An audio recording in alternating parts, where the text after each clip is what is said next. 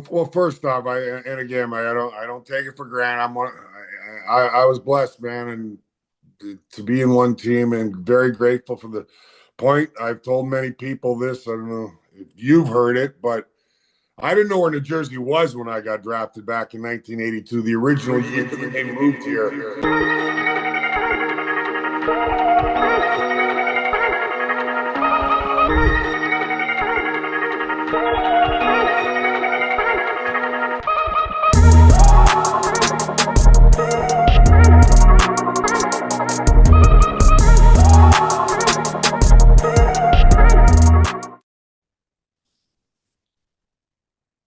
Heard it? All good. Okay, perfect. Welcome back. Welcome back to the Mic Check Show.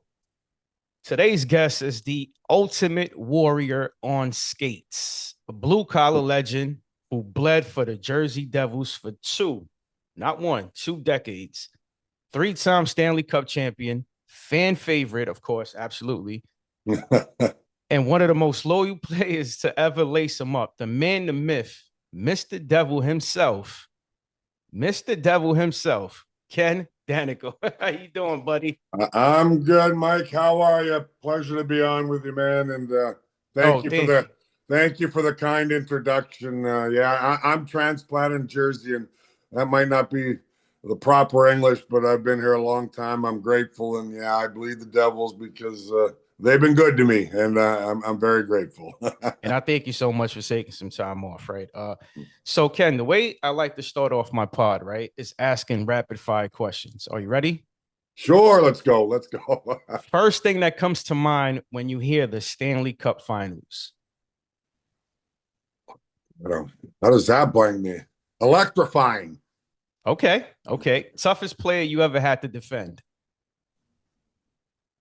Mario Lemieux. Ooh, wow, such a legend. Favorite That's teammate. To defend. Gretzky is still the greatest. I love Gretz. No, absolutely. Favorite teammate to share the ice with? Scott Niedermayer. Oh, wow. Okay, wow, I wasn't expecting that. And I can name a lot.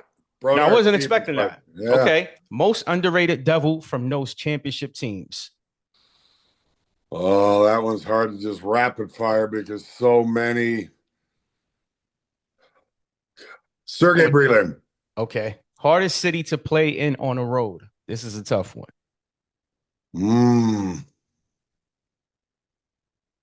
Washington. Really? Capitals. Yeah. The old days. Their old barn. Okay. Favorite play in Landover. Favorite arena outside of New Jersey. I have to go with Montreal. The old Forum, the new one, you name it, but Montreal's special. This is a good one here, Ken. Biggest prankster in the locker room. Yeah, that's a good one. Well, so many, gosh. Jim McKenzie, he was one of the toughest guys around, but quite a character. Jim McKenzie. Who hit the hardest, in your opinion? On our team or against? I mean, Scott Stevens, my great teammate and captain, is maybe the most devastating hitter ever, and I think he is. But opposition, God, there's so many. I'm don't mind me if I go blank sometimes. That's fine. Way back, who's the great hip checkers? I'll go with. I'm blank. Darian Hatcher, maybe in my prime.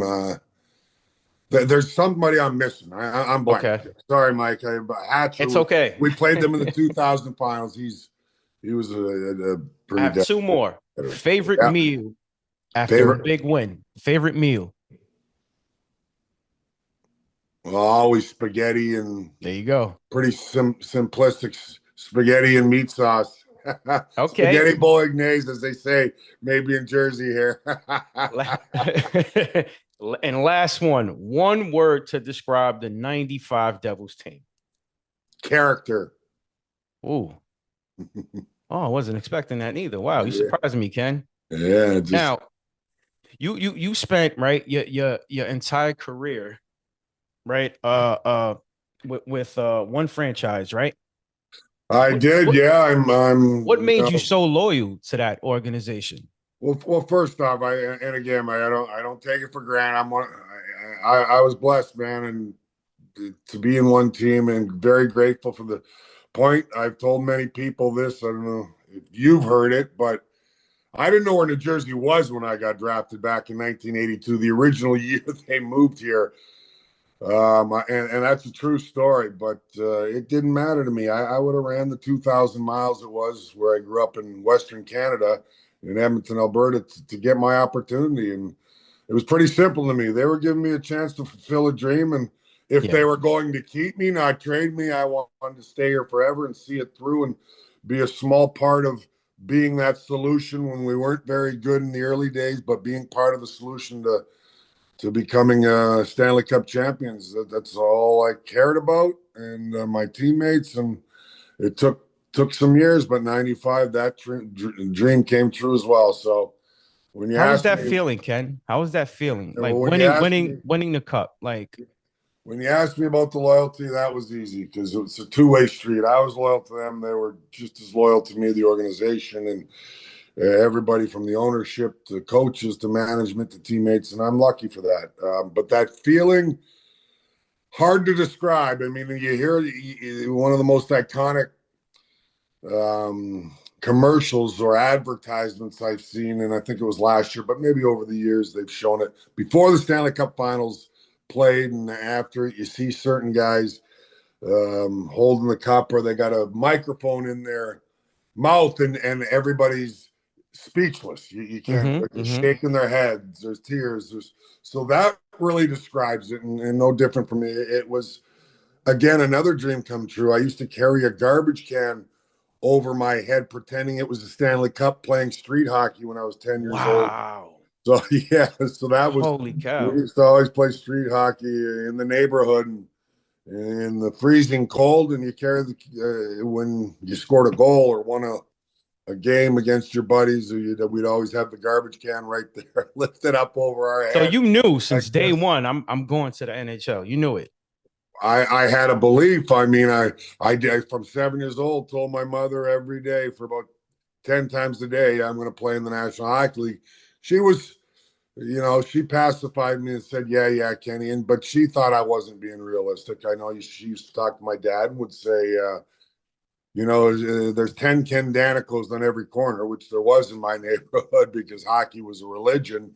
Oh Uh, yeah. and my dad said it was very, man, a few words, just a stern guy that believed in me. And he said, if he believes it, let him, don't burst his dream. I know it might not be realistic because only a small percentage make it, but sure enough, when I was drafted in '82 and 18 years old, my mom said, "Oh, I don't care. I hope he can play one game. If he plays one game, all that belief and driving me nuts 10 times a day that I'm going to play in the National Hockey League will be all worth it." And sure enough, it How was worked that out. first game though, Ken? Were you nervous? Like, Oh my God! Yeah, I mean, nothing like it. My first game was in Madison Square Garden I against the New remember. York Yeah, yeah, Rangers. yeah. So, so Well, that saw in the highlights. itself is a pretty special moment from, you know, the world's most famous arena, an Oh arch yeah. rival. Even though our team wasn't, we were no good then. Coming from Colorado, we had a long way to go. But yeah, just my parents came. My mom was a petite little lady. She's long gone. Both my dad just passed a year and a half ago. So they had a good run. But my mom didn't like to travel. Came and said, "You know what? We're going to go to New York and see him play." And sure enough, she goes, "Yeah, this is his dream. I can't believe it." And flew right back the next morning. That was enough. She didn't like the big cities, didn't like to travel too much, but she loved to see that her son fulfilled his dream, and that's what it's about. Hang on, gotta let my dog out. I opened the door. Okay. Sorry. No, There we that's fine. go. I can edit this. That's fine. There we go, man. Yeah, so that was awesome. But when you asked about hoisting the Stanley Cup, it's just your stomach, the goosebumps, the knots, the the belief, and you're tired, trust me, because 4 grueling rounds, and everybody says, ask me a lot of the time, is the Stanley Cup heavy? I always say it's awkward to lift. It's about 35 pounds, but it feels like Holy cow. 150 because your shoulders are hanging, your arms are hanging from a string from your shoulders as far as just the And wear getting and beat up tear. on that ice. So yeah, it was great, Michael, and celebrating with your teammates. That's what it's about, to do something together. And it's not easy to win. And you realize that, and you reflect that 5-10 years after your career's over, that I had a special group of teammates. Those are the things I appreciate now, because it's a close league. Anybody can win, and it doesn't just happen. And you understand what you go through with your teammates, and sacrifice to win it all. You mentioned something just a little before, answering this question. You said the Devils, they were not a powerhouse, right? When you came. Oh, right? we were bad. We were winning 17 games. But what a was year. that? What was that turning point though? That changed the culture. Yeah, it was a grind, believe me, the first 4 or 5 years. But I was just happy to get my opportunity in the National Hockey League, and I was going to work my tail off to stay there and try to become a fixture and for the Devils, and that takes some time too for any young player and defenseman. And but the turning point obviously was 1988, the first year we made the playoffs on the last game of the season, went on a 7-0-1 run. But the culture change was, Lou Lamoriello, when he became general manager, he was nobody knew much about him. He was right from college hockey. That was, and our owner, who was like a second father to me, John McMullen at the time, was just a wonderful man and had great vision to pluck this. Nobody really know who Lou was. He was a legend at Providence College, an AD there, a coach, you name it, did everything. But we really didn't know much about him in the hockey world, because he was just in his own circle there in Providence, and we're going, who's this guy that our owner's bringing in? Usually you bring in a guy that's an experienced GM, or when we were trying to change things, but he saw something, and Lou saw a vision, and I understand why. I mean, the guy was a commanded respect. He had that it factor as a leader, and he was going to change the culture. He mentioned it many times that first year, and he certainly did that. No coincidence. He added pieces, but we made the playoffs the first year under Lou, and went and carried that momentum as a young group of players. Right. A young team, and won 2 rounds and went 1 game away, lost to Boston in the Eastern Conference Finals in 7 games to go to the Stanley Cup Finals. So we had to pinch ourselves. We didn't want to pinch ourselves and wake up, because we were on a roll. But that was kind of the turning point. But yet, to show how hard it is, next year we didn't make the playoffs. Yeah. And then we started to make the playoffs regularly. So it's 2 steps forward, 1 step back. And then another, after the first playoff appearance and good run, 7 years later, 95, we hoist the cup. But I give Lou Lamoriello, like a lot of players, with a ton of credit for, Did he influence you the most? Oh gosh, yeah. He was. That's good. Wow. Yeah, he was a guy that just really taught you that you have to find a role, you have to play it to a T, you have to execute your role and not try to step out of it. Obviously mine was physicality, defend. Oh yeah. Become the best penalty killer. So he said, if I try to do too much, which at times we all do, it's taking away from what I do best. And he didn't care if I ever scored a goal, whatever. I had a specific role to defend and protect teammates and win battles in the trenches. And that was the best advice I got for years. I mean, or at a young age, because he wanted me to be part of something, and I could be a big part of something if you understand your role and do it to a team to help the team win. And Lou was, and he was so influential to so many players. He just he got it. He was an intimidating guy. He was a disciplined guy, but became a Hall of Famer, a legend, and Without him, we don't win 3 cups. He was a guy that really gave us credibility and, sort of taught us how to win and brought in the right people to coach. When he brought in Jacques Lemaire and Larry Robinson, guys that were just perennial winners with the great Montreal Canadiens, whether it was as players, coaches, management.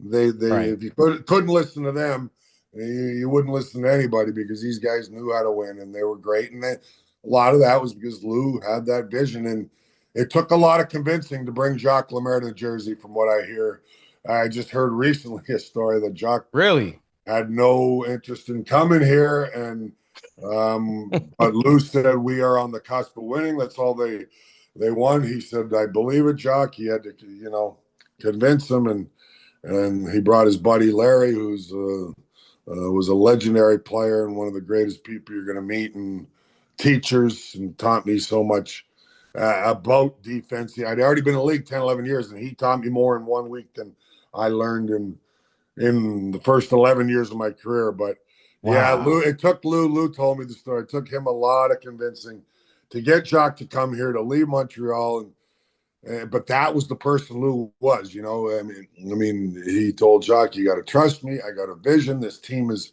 We're ready. We're ready to take that next step, but we need you. We need you." A guy, and Larry Robinson put it all He was a together. visionary. A visionary to Yeah. teach these guys what it takes to get to that next step. So all these things, that's, people don't realize what goes on sometimes behind the scenes and how hard these guys work, and understanding that it's not just them, they're a part of it. And Lou was my way or the highway guy, but he had the vision and the wherewithal to understand, but I need the best around me, and he got the Right. best in those coaches, and we won that cup in '95. Now, Ken, right? This question here, I'm really interested in knowing what your response is, right? Because how, how did you balance being a physical enforcer, right, Mm. with staying disciplined and avoiding costly penalties? Yeah, Because you well, were tough. good question. Good question. And that was the balance for a ton of players, any physical player. And there was a lot of them in my day. The game was a little bit different when in my era. I get asked that all the time. I said, I love the game now, the speed, the finesse, the skill, still somewhat physical, not nearly as intimidating as during my era. I said, my era was my era. We loved it. I loved that gut wrenching feeling of going to Philadelphia in the '80s and going, oh man, I might have to fight Dave Brown tonight. There was nerves, there was some fear along the way for sure. But if I look back, you love that. You look forward to that unknown feeling. You know what I mean? And even knowing sometimes, man, I'm going to be in tough here tonight and might get the crap beaten out of me. But and then to today's game, we're from top to bottom. Don't get me wrong, the greats of my era like Lemieux, Gretzky, Yzerman, you Sakic, you name it, Oh yeah. would have been as good as any of the guys now. It's just that there's more of them today because the technology and the skating coaches and the different things and skills coaches and puck handling coaches. Yeah, that's These what I was gonna guys say. Different skills. work with as kids. I always tell people I was in the boxing gym because if you weren't, I said I don't know. Like they asked me, can you play in this era? I said, well, look, it's totally different. I love my time. Today's players are great and so creative and so skilled. But I said my time it was just different. So we trained different. I said I had to be tough. I knew if I wasn't going to be, I was a pretty tough kid, but if I didn't hone that to get my foot in the door, I said I was training in the boxing gym while these guys are training with stick handling coaches now, and and skating coaches that work on edges and everything else. I said it's no different. Yeah, if I would have trained that way, I'm sure I would have succeeded. But times were different. You had So to kick butt. yeah, so to answer your question, I just wanted to give you a little back story of that. But to answer that question, look, you learn along the way as you get experience and coaches, and And Larry Robinson too was a part of that. And Jacques Demers would tell me, he says, "I don't want you to lose your edge. Play physical, but you have to find that balance because you can't take bad penalties. Of course, you're going to take some bad penalties. We all do, especially if you're playing a physical style game. But it's that balance of an experience of being a veteran guy as you got older. You know, your fifth, sixth year in the league, and you start to realize, okay, I've got to bring energy, bring passion. If I got to change the momentum, you know, with a scrap or a hit of a hockey game, you just learn that there's a time and place for everything. And that's just, like I said, that's just going through an experience. And uh, which is easier said than done, holding, you know, reining in your emotions when you want to do something. And a lot of times when your emotions are running too high, a lot of times it would turn into a penalty and you'd be all over aggressive. So Mike, that was just balancing it out and learning along the way and maturing your game and listening to guys like the great Larry Robinson, who was assistant coach at the time when he came here, to say, don't lose that emotion, but we can't have you taking bad penalties and costing your team games. He used to mention it, and a lot of the coaches, Jacques Demers, whoever coached us along the way, really they just help you channel your emotions. That's the game within the game, and then we always say, right. You know, you hear in so many sports, you know, 10% is physical, 90% is mental. Well, it's probably not that big of a discrepancy, but it's a lot of the game's mental. Football, baseball, you name it, basketball, but hockey's no different, where you have to think the game, understand it, and the emotion, the physicality was part of it that you don't take. You're not in the box the whole time, because if you're giving the other team the power play, you're costing your team, right? Absolutely. So I don't get me wrong, I still plenty of times took some bad penalties, but I learned along the way to understand when it was time to change the momentum. And even sometimes it would be bad penalty, but we needed emotion. But I knew the time when I've got to pull in the reins, physical but clean. Do you still like the sport? Oh my God, I eat, sleep, breathe it, Mike. It's and my Devils team means everything to me. I want to see these guys have success before you know, in the rest of my lifetime, and it goes quick. However long I got, I would love to. I've told many people I would probably be more excited for the group of guys now, or whatever groups there, if they ever won a championship, a Stanley Cup, than I would be in my playing days. Because, you know, you watch from afar. I call the games. I've been in the organization since 19 years old, plus 40 plus years. So it's been hockey my whole life, and now calling the games and just being around it. I just know I've been at the bottom. The epitome, and then all the way to the top, the epitome of why you play, to win championships. And so I've been through those range of emotions as an athlete, and I would, like I said, just to watch a different group from afar um, accomplish it would be amazing to me. And like I said, just as exciting for me to watch from afar and appreciate these young guys now, the Heishers, the Hugheses, the Bratts, Timo Meyer. I'd love to see these guys get over that hump and the grind of finding a way to win, because there's nothing like it. You asked me right at the top, what's it like to win? Well, I can't explain it to guys. You got to go through it. You know, sometimes right. No, it's the absolutely. best way I explain it. But for me, I just breathe it. Hockey's been my life. It's been so good to me. I'm grateful to the Devils organization, to everyone that's I've crossed paths with, and all my teammates. And to me, I could watch 24/7. I work at NHL Network, the Devils. So hockey. It's my life.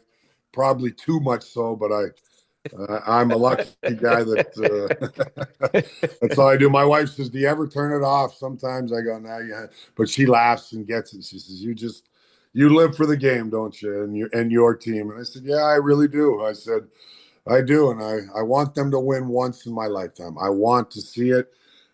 You know, it's not easy, and I don't know if that will transpire. But I hope these guys, we got a great core. I hope these guys find a way, because I would feel like I died and gone to heaven to just, I would be like the proud parent or uncle or father in the Yeah, background yeah, going, yeah. yep, they figured it out. They've been had a lot of talent the last few years, but they figured that. I would cross my It's arms. just that they can't get over that hump, though. Well, a lot, Huh? because only one team can win, and a lot of Yeah. teams haven't been able to. And for the first steps becoming a sustainable playoff team, we've been there 2 of the last 4 years, but you got to get there a few times in a row to realize. And I think they're at that stage where they can do that. And then you start to figure out the grind and what it takes, and everybody coming together and all those great things. But we'll see what happens. But I just love the game, and I'm very fortunate to be in it this long. And I want these guys to my team to figure it out. But I just respect the game, and the National Hockey League. I think is in such a great place. It continues to grow by Oh, leaps yeah. and bounds, and youth hockey, and from a business standpoint. It's So growing. It's you know growing. what I enjoy? People said, you've been in one organization, and is it just about the Devils? I said, look, I respect players and teams throughout the league. It's not. I love my Devils. That's just natural. It's in my DNA. But just during the playoffs, even if my team's not in it or out of it, I just love watching how players, teams, organizations figure it out. The Florida Panthers, they're a juggernaut. They've went to the Stanley Cup Finals 3 times. That is so tough. I have such respect for the job they've done there, and their general manager and ownership. In today's game, that's unheard of to go 3 Yep. times and win it back to back the last 2 years. They've figured it out. Just what we're talking about. You got to figure it out. The formula. They got the The formula formula, down. yeah, Yep. the type of players you need, and the grind, and you got to be lucky along the way, and you got to get a little luck, shall I say, along the way with certain players that, I look at. I'll say one. They pick up a defenseman, Gustav Forsling, I don't know, 3-4 years ago on waivers. Nobody wanted him. The guy's become a top 10 defenseman in the league.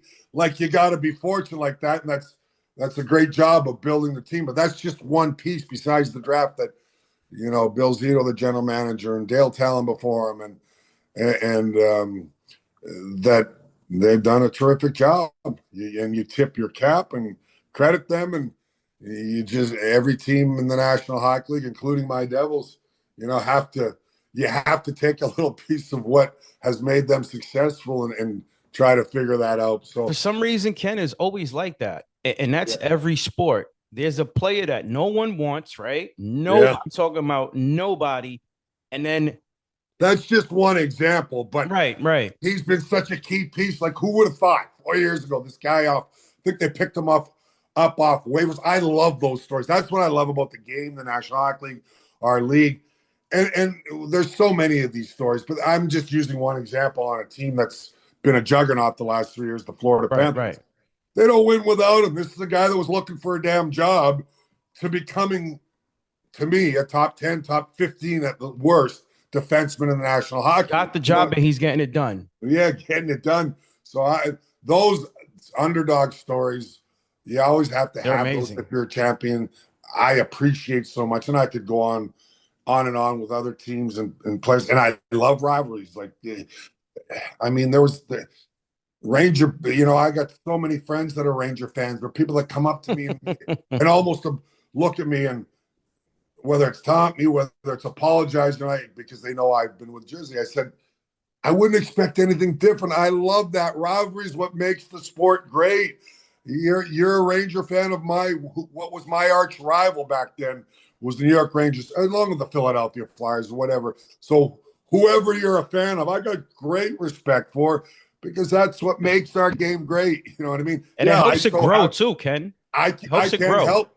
It helps it grow. I can't help but have a Devils tattoo on my heart, because I've been here 40 plus years. I love them. It's my DNA. You love your team, but they almost come up to me at the arena sometimes sheepishly if they're a fan of the other team, or afraid to say it, and ask, do you mind taking a picture with a Flyer fan or Ranger? I said, of course.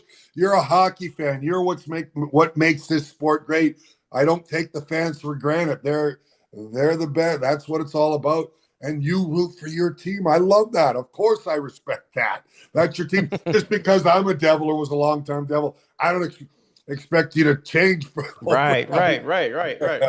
I love my Devils fans. I have all the respect in the world, and I thank them, and I'm grateful for them. But no, the fans and the rivalries of other teams is what makes it fantastic. I love that stuff. So yeah, yeah, don't take any That's of that good. for granted. That's awesome. I see it in your face, Ken. Yeah, like you just I delighted. eat, sleep, drink the game, and That's so it. love all the fans, and I just respect the National Hockey League. That man, is our game growing. It's just youth hockey in the Southern Belts in Florida's, and that's the Florida Panthers, Tampa Bay Lightning, who won cups before them. They're kind of taking over hockey. They've 4 cups between them in the last 10 years, as far as raising it over Oh their yeah. heads.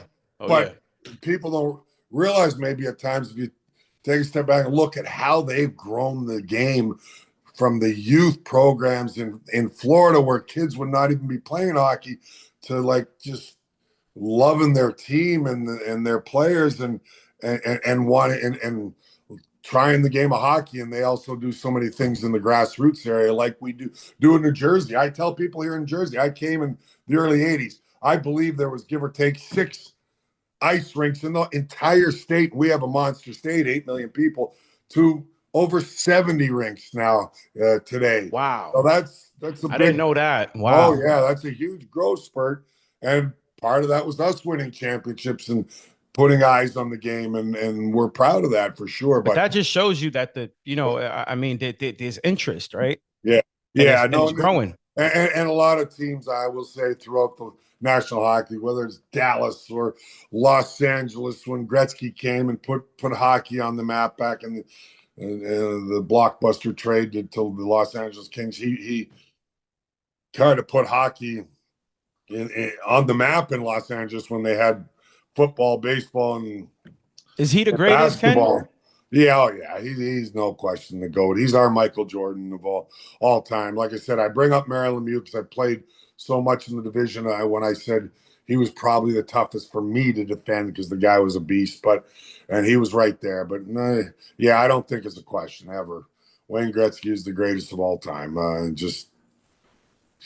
a wonderful person and ambassador to the game that for getting tugged at and how iconic he Do you is. still speak to him? Oh yeah, I see him, and I'm like a That's little kid great. around. I'm like a little kid around him still to this day. I played 15 years against him, but I'm still Yeah. like a little kid around him with just the aura and saying this is our greatest player, and it's always an honor when I get to talk to him. And Oh, you know, that's we're great. very friendly. We're become friends, and I've talked hockey with him many times, and it's always a great thrill. So yeah, but I'm like that with any of our great players or even great players I played against.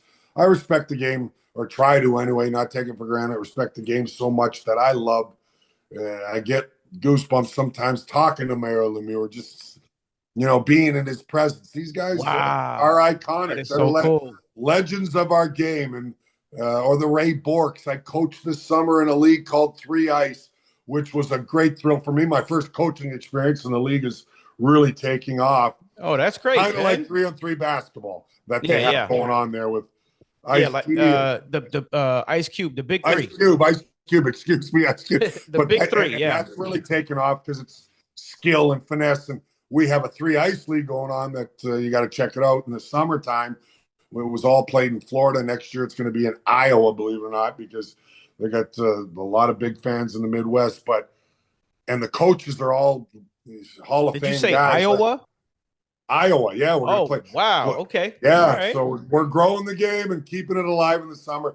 And there's great players, but it's called 3 ice. So my first year, 8 teams. I coached the New York, New Jersey team, and we got Yeah. legends like Ray Bork coaching Boston, and Guy Carbonneau, Dallas, Grant Mm-hmm. Fuhr coaching. All these guys are Hall of Famers, by the way.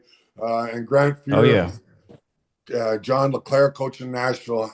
I just went blank on Grant Fuhr coaching Chicago, and Larry Murphy, his team won another Hall of Famer. He's coaching Minnesota. So Pierre Turgeon, a Hall of Famer, coaching Buffalo. So being around these guys, that's part of the fun. Besides being behind the bench and really getting the energy and juices flowing again, emotion, just trying to give these guys encouragement.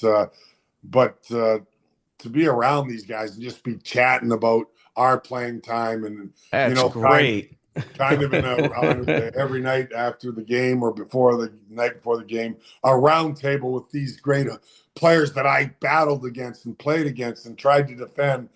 We hot stove, and it just brings back those fond memories so often. Along the way, like we joke. I'll give one example: Pierre Turgeon, who scored close to well over 500 goals and 1,200 points in the National Hockey League, and is a Hall of Famer. And I said, but Pierre, I wasn't on the ice once against you for any of those goals or points, right? And just chuckling, joking. He says, well, Dano, I remember a few times. Yeah, you were out there. And I go, yeah, I know. You probably burnt me a few times. So we love ribbing each other. Yeah.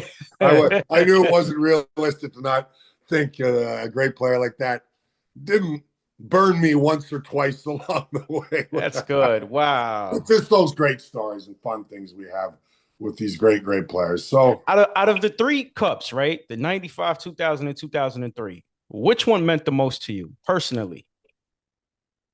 Get asked that all the time. And I same answer. All 3? They all had a different meaning. First one was a dream come true. It was a whirlwind of parties, and the party. I was a wild man in my day, and not so much anymore. I'm sober a lot of years, but my point is, when we don't need to get into that right now. But but I had a lot of fun. So that was a party that I'll never forget, or forgot a lot, because it was crazy. It was just a dream come true. The celebrations, that garbage can over my head mentality. Oh, yeah. Wow. So that was special, but I don't think afterwards I understood enough or soaked it in enough from the standpoint of that was a great character team. That's why I use the character. That was a gutsy, hard-nosed team. And what I use the word character about that team when you ask me one word, and a great group of guys. But I think number 2, I appreciated it. It soaked it in a little bit more. Really took a step back and understood what it took in 2000 to win it. Like I said, don't get me wrong. There were the greatest parties for about a month after were after 95. The first one, because you just can't believe you finally did it and you were part of something and part of the championship with a great group of teammates. The second one we won in Dallas against the Stars, a hard-fought series, but I really, like I said, really tried to understand what it took and the appreciation of each and every teammate, that whether you played 1 game, 2 games in the playoffs, or you were a key cog like the Stevens, Brodeurs, Niedermayers, Patrick Elias. Yeah. Those were our star guys. But I started to realize in 2000 more so that those guys are going to do the top players usually scratch each other out, because the star. They do something every series from every team if you get in the finals, and along the way. It's the players 10 through 20, the guys in the that maybe are underappreciated, is usually the difference why you win championships. So I started to appreciate all those, and I was in that category. And you start That is so true. You start appreciating your teammates more, and a little bit more. Yeah, it's like and guys that, because it takes there's only 20 players, 2 goalies, 18 skaters that dress per night. But if you're going to win a Stanley Cup, it takes 29, 30, 31 guys contributing in some way. If you played 1 game, if you played 2 games in the playoffs, if you might have made a play that was the difference in a 3-2 game. I started to appreciate that, so much more, that maybe everybody down the road 10 years after going, oh, he didn't play much, or he didn't.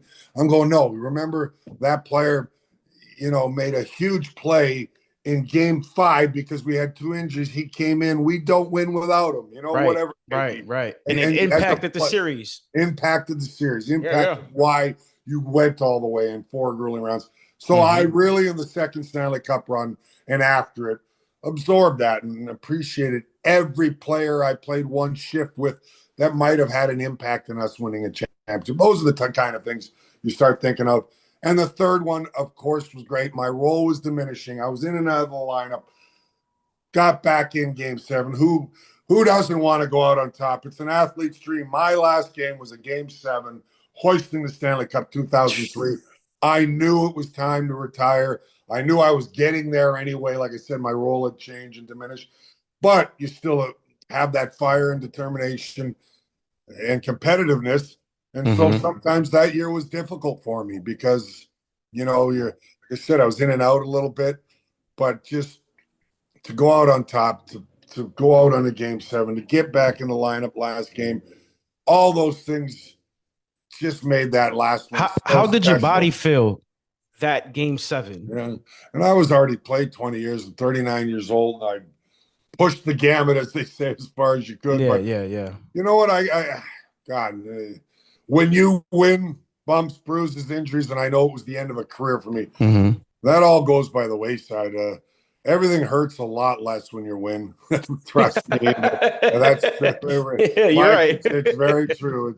You're right. Everything hurts less when you win. Then, yeah, a year, 2 years after the aches and pains come. But I'm pretty fortunate. I'm pretty fortunate for playing as long as I did, having as many games as I did in the National Hockey League. I got out relatively unscathed. My wife might beg to differ and say, "Well, you've been hitting the head of one too many times because your memory or certain things along the way we joke about." But I said, "I know, hon. I'm not. Maybe a few things here or there. I'm not all there." But I said, "No, I'm pretty grateful I got out relatively healthy. Don't get me wrong. There's a lot of achy backs or knee joints once in a while, but that's the least of my worries. Played with a great organization, three cups, which what it was all about to me was winning. That's all I cared about. I didn't care about all the whatever I had to do to help the team win. I didn't need all the accolades, whatever it was, because there's nothing like raising that Stanley Cup. Any behind the scenes stories that from those cup celebrations that fans have never heard? Oh, I'm sure they've heard different things along the way. Has to be one, Ken. Has to be one. You know what? Just so many. It's really hard. Mike, I'll have to come on again and think about it, and we could do a whole show on that. But just things like, I mean, in Dallas, this is not nothing crazy, but like how it ended up. He wasn't even a fan of our team, but we were all into wrestling back then. Goldberg was in our dressing room flexing with Scott Stevens in 2000 in Dallas. He was jacked, and how he ended up in our dressing room. It was in Sports Illustrated, the picture actually, and us stars smiling, and Scott Stevens was a beast, and they're flexing in the dressing room. Just something like that. Fans, if you looked at Sports Illustrated, I might not remember. Just those great things and side stories that you appreciate. Oh, that is so cool. Yeah. So the one, he's massive. Yeah, he's massive. Goldberg was huge. Yeah, so things like that. I mean, going and there were so many of those kinds of stories, Mike, that you go, yeah, I can't believe they did this, or going to the city and and celebrating the cup. I mean, we all started in Jersey, but kind of rubbing it in, going to places in New York to, celebrate, or going on. We went on David Letterman, in our first cup. Yeah. I mean, just a great thrill. Poured him his coffee out of the Stanley Cup, about 10 of us. So doing that with the great Claude Lemieux, who was so instrumental to our teams. I love naming names. My Scotty Gomez in 2000, 2003, one of my dear friends. So I'd go on down the list, but Billy Guerin, we were all Randy McKay pouring David Letterman coffee. And we enjoyed the night, had a few adult beverages, and it all started at the Letterman show and continued throughout the night in the city. But taking pictures with Bon Jovi and his band on Oof. top of the roof there of, I think it was Oof. NBC at the time. So those memories, those great thrills along the way. I could go on and on, Is there something you miss about being in the locker room? of course, I mean, you miss the camaraderie, you miss just being with the guys and bugging each other and just the same guys that you always mention play pranks, but the same guys that had the same one-liners you miss. So we'd always have every cup 20-year reunion. So we had a Yeah. 95 reunion in 2015, which was incredible to get back with your teammates, because whether you see them in 10, don't see them for 10, 20 years, Still the there's always a same. special bond. And then we had another reunion in 2020 for the 2000 Cup, and again in 2023 for the 2003 Cup, and all your different teammates. We get together, and we get in the we'll go in the locker room. We'll be out to dinner. We'll be at a party, whatever that the Devils did such a wonderful job, the organization, of organizing these reunions, and the fans just love it because they get to see their old time heroes, and Oh yeah. some of them were kids at the time, now watching Like us win me. championships, and then celebrating as adults to just see those Yeah, that's just great amazing. great players of years ago, and nothing changes. We'll be bantering with each other, just getting together, and it's like the same one-liners are coming out from 20, 25 years ago, Yeah, yeah, which yeah. is amazing. And you just appreciate that, and the same things that you might have forgot, you get together and all those stories are told again. So I have two more questions, right, Ken? all right, And brother. how do you see your role now in keeping Devil's history alive for new fans? All right, sorry, I was distracted for 1 second. I had to catch up with something. That's fine. Sorry. How do I? So how do you see your role now in keeping the Devil's history alive for the new fans? Well, look, it was all about the championships and winning, and the appreciation the fans have for that. Even the younger generation that weren't alive during those days, their parents tell them, their uncles, their sisters saying, "Oh, you don't know how special this group was. These guys, put Jersey on the map for hockey, winning championships." But I think that's the legacy of those 95 and 2000 and 2000 teams and great players. We're proud of that. We hope we made the state proud and the hockey fans proud, and we've grown the game, we kind of talked about before. So, but for me, it's just never taken for granted the fans, the people that come to the arena, the people that, without them, I always say we are nothing. And the support that I always say, they're part of our team, part of our family. This is making the building shake and rocking during our years. We couldn't have done we couldn't have accomplished what we accomplished Right, right. without the fans. So keeping it alive is our legacy of the past, of being champions. And we hope the next generation of players and fans appreciate that. And they do, I believe. And all the great players and teammates that I had. I mean, nobody, you hear it all the time when I'm at the arena, I'll get fans coming up to me, and, I was, Marty Brodeur made me love the game, or Scott Stevens, or Scott Niedermayer, or Claude Lemieux, or Scott Gomez. I'm like, Yeah. yeah, those guys, Oh yeah. you don't know how special they were, because I was their teammate in the room every day, and I see how they became great, how they conducted themselves, how they were You see their growth. pros. Yeah. So I said that I was appreciative of all that, and I hope it makes you guys proud. That's kind of, and our ownership now, and our Devils hierarchy which I don't take for granted, again, is so appreciative and still embrace us to this day, to the highest of, we need that culture. We need that history. And you guys have to bring that and rub some of that off Right, right.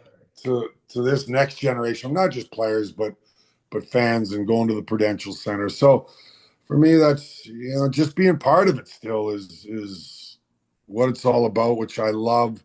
But yeah, I sit with fans. I take time. I let them try on the Stanley Cup rings, which makes their night sometimes. I tell old stories if they want to hear them, and that's how you keep it going. This is a two-part question, and we're done, right, Ken? One advice for the world now, and one word to describe the Devils fans, the New Jersey Devil fans. So the first one again, that one seemed deep. One, yeah. So we could start off with what one word to describe the Devils fans. One word to describe the Devils fans: passionate, passionate. That's the first word that comes to me. They love their team. Let's go. Let's go. Let's go, Ken. And then the second one, One word. I mean, the, the what first one you said. Yeah, one advice. If you can give the world one advice, what would it be? That is, you know what, in our crazy world today, that is a great question. Unfortunately, yeah. Yeah, ups, downs, in betweens, but we do our best. I Yeah. heard you. I heard you mention God too. Oh yeah. Earlier, I'm a firm believer. You know, I love it. Yeah, of course. born again Christian 3 years ago, and yeah. Look, I respect everybody's faith. I'm a spiritual guy. I'm a believer too. I believe me, God has gotten me through a lot of tough times, and first and foremost, the one I mentioned earlier, and we're not going to get deep into it. I'm 14 Yeah, years yeah, yeah. sober. I'm 14 years sober. I'm grateful. It's probably why I'm alive, and without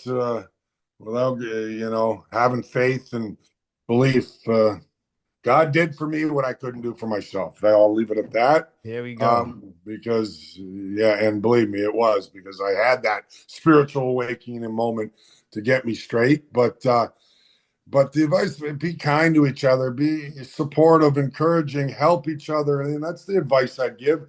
Be open-minded, and to everyone around you. You're not all going to agree with each other on everything, and that's okay. But hey, let's have educated, good conversations, and open-minded, good dialogue about any subject, whether it's sports, whether it's religion, whether it's politics, whatever it may be. I don't claim to know all that stuff, but I do know I'm a believer that you got to be supportive of everybody, and hope that um, you get the same back in return. But that's not what it's about. You have, regardless of how you're treated. I am a believer, and this is after a lot of ups and downs in my life, that more often than not, if you're respectful and kind, even if they're not kind in return to your fellow mate, whatever it may be, um, it usually pays off in the long run, right? I mean, Absolutely. and treat people the way you want to be treated. All those cliches and things mean something. And I wasn't always that way. I'm not saying I made a lot of mistakes along the way and didn't treat the things, myself, people the right way at times. But yeah, as I get older, as I learned along the way, that if I can change, even as an athlete, if I can, I don't, when I say I don't take for granted fans, what I mean by that is sometimes I'll say, that person's got my autograph a million times. So that person's taking a picture with me. Why are we doing this again? I don't think that way anymore, because I may be changing a mind, something going on in their life that is serious. I've had many DMs in social media or emails that changed the way I think of that, where that one, they're saying I was going through depression or a real tough time. And by you giving me the time of day, to a hockey fan or a Devils fan, they would tell me, and I tell you, that was as gratifying as winning the cup. It changed, or their mother says about it, their son or something. Will Yeah, be it might change the course of things, right? It might course of things of how they're feeling, change how their their mindset. Or yeah, yeah. mindset. I've had that happen on a handful of occasions over the years.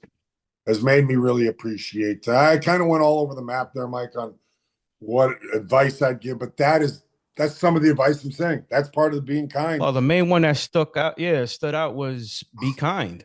Yeah, but I do see it like a lot now and that's why I try. I mean, I know try to give my time when I can, or to anybody that wants to say hello, or a charity or whatever it may be, because and I know you got to be realistic because you have to have time for your family and yourself. But I've seen when you put a smile on somebody's face that you don't even know the background of what they're going through. You know what I mean? So Right.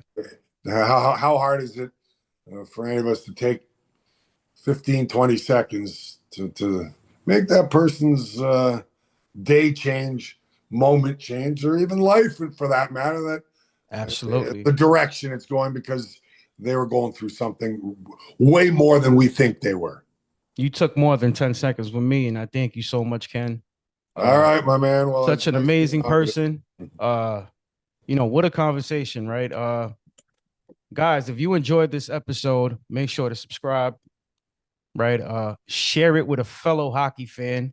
Hey, sports until fan. I'm next a time. sports junkie, or just Oh human yeah. interest stories, but Please go follow Ken. We'll do it again, man. And I'm gonna send you my number, Ken, if you don't mind. yes, and I'm wishing you the best, Mike. Do keep up the good work, and thank you so let's much. It do it means a again. lot coming Good, from you, and good Ken. luck to you. All right, Thank you. take care. You too. Bye-bye.